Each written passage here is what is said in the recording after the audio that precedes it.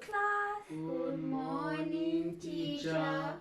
How is everyone today? I'm happy. Good. That's good. Are you guys ready for a story? Yes. Can anyone guess who this is? Sophia the first. Close. But before I get to that, maybe this will help jog your memory.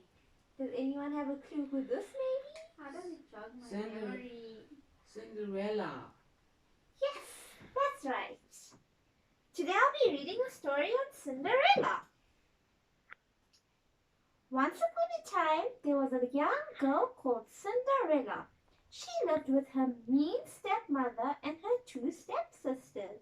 She worked hard all day long, and at night she slept by the fireside in the ashes.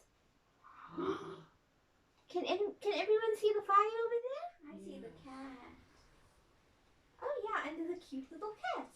One day a letter arrived from the palace. The prince was holding a ball and everyone was invited. Cinderella's stepmother said to her, "You cannot go. You must stay here and mind the fires." On the day of the ball, Cinderella helped her stepsisters get ready. "Have fun at home," they teased. It looks so nice. Poor Cinderella watched the carriage drive away, then sat down almost in tears. "How I wish I could go to the ball," she said. Suddenly a kind-looking old lady appeared. She had glittering wings and a wand. "Hello, Cinderella," she said. "I'm your fairy godmother. I will grant your wish. You shall go to the ball." Can everyone see the wand? Yes. She looks like my grandma. Yeah, she does. Look at bippity boppity boo.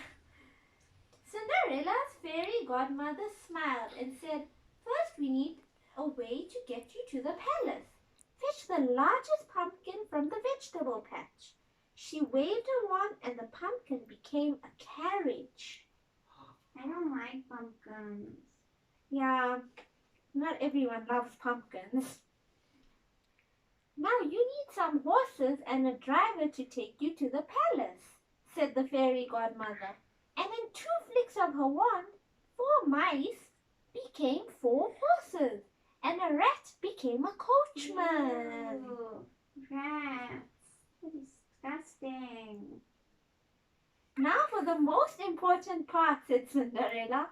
Cinderella's fairy godmother, "Your gown." She twirled her wand, and when Cinderella looked down, she was wearing a beautiful dress and sparkling glass slippers. Cinderella's fairy godmother said she was ready for the ball, but that she must be home by midnight. The spell will end as the clock strikes 12. Here's the cat again. When Cinderella arrived at the palace, everyone turned to look at her. "Who is that beautiful young lady?" they asked. Nobody recognized her, not even her stepsisters.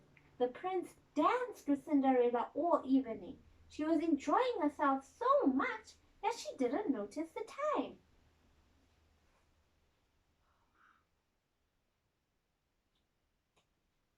Suddenly the clock began to strike 12. Cinderella ran from the palace, but in her haste she lost one of her glass slippers. When Cinderella returned to her carriage, the spell had broken. She ran home quickly to make sure she was back before her stepsisters. The prince... Yes, dear? Can I please go to the bathroom? Just wait a bit, we're nearly done with the story, love. The prince, meanwhile, could not forget Cinderella. He had fallen in love and declared that he would marry the owner of the glass slipper. He visited every house in the land, but had no luck. Finally, he arrived at Cinderella's house. "This glass slipper belongs to the girl I danced with at the ball," said the prince. "I must find her." Cinderella's stepsisters invited the prince inside. Then they tried to force their big feet into the slippers, but with no luck. The prince asked if there were any other young ladies at the house. "Of course not," said the stepsisters. Just then Cinderella stepped into the room. But before she could speak, her stepmother said, "No, not her. She works in the kitchen. She didn't go to the ball." But the prince asked Cinderella to sit down on the chair. She placed her foot in the glass slipper, and it fitted perfectly. Everyone was amazed. Suddenly the prince recognized Cinderella as the girl from the ball, and he was overjoyed. "I have found my bride at last," he cried. "Will you marry me?" Cinderella said yes, and they lived happily ever after. The end. Any questions, anyone? Do you guys think Cinderella's stepsisters were being fair to her? Was it right that they were mean to her? No. Yeah, no, I don't think it's right too. Would you be mean to someone? No. No, it's not very good to be mean. Okay, thank you, class. Have a good day. It was nice.